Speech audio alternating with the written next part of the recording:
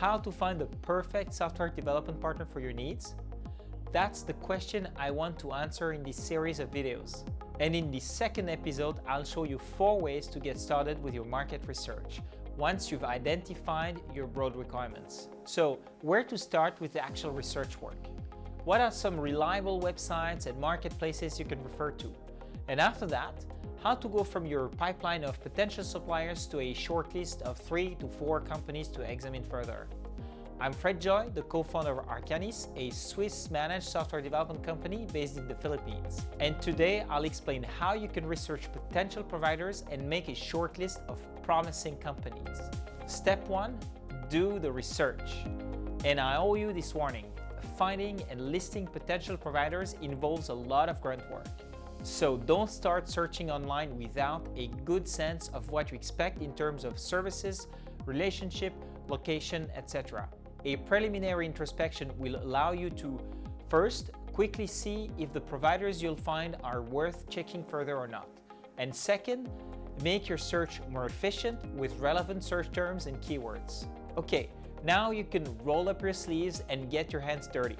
Here are some tools that you can use for your search. First, Google or other search engines. The old-fashioned way of just searching for companies online works. It might seem obvious, but Google will be a great help if used right.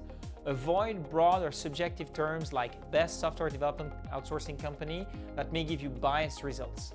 Instead, choose specific keywords, such as your technologies or preferred location. That will help Google find exactly what you're looking for in the least amount of time. Second, your network. It's a tried and tested advice from every entrepreneur out there. Network, network, network. You're not the only one relying on software development teams to grow your business, and you're very likely to know people in the same industry or same position as yours who have experience with outsourcing providers. Ask them if they can recommend any particular outsourcing firm. Finding a tech partner through someone you trust makes things much easier. Yet, this doesn't prevent you from doing your own due diligence to make sure that the provider fits the bill for your needs. Third, review sites. Directories and review sites are pretty similar nowadays. Those platforms basically start listing software development providers, and then at a later stage, their business model pushes them to ask the provider's customers for honest feedbacks and comments. And it's so much more insightful than just a plain list of providers. Just like TripAdvisor in the travel industry, these review sites give you access to hundreds of unbiased reviews from other clients, adding a lot of transparency to the industry. There are a few review sites that I recommend you to check out. Clutch. Clutch is a data-driven research company. They're actively collecting verified reviews to assess hundreds of tech companies, including Arcanis. The way they work is pretty simple.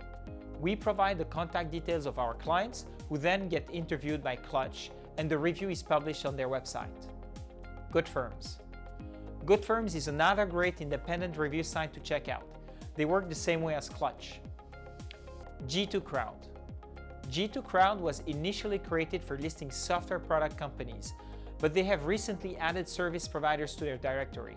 Fourth, marketplaces and consulting firms. Marketplaces and consulting firms operate differently.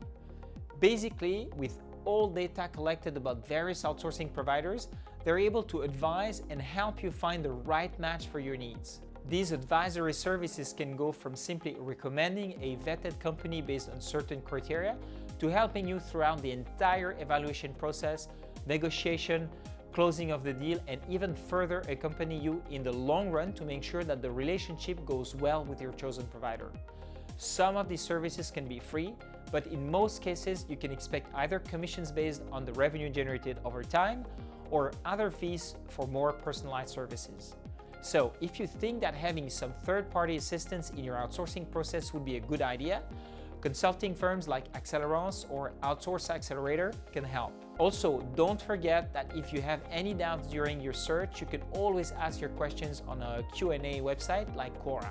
And remember, at this stage, you're just listing companies based on a quick assessment of their capabilities and an overall sense of their online presence. Step 2, make a short list of promising companies. Once you've found the 10, 15, maybe 20 companies that match the high-level criteria you've set, I would recommend to rank them, again, based on the criteria that matter to you, and make a shortlist of 3 or 4 companies you'll reach out to.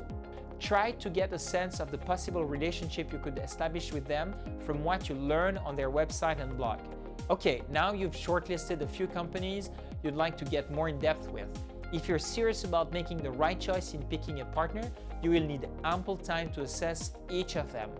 And please don't see the cost as the sole deciding factor here.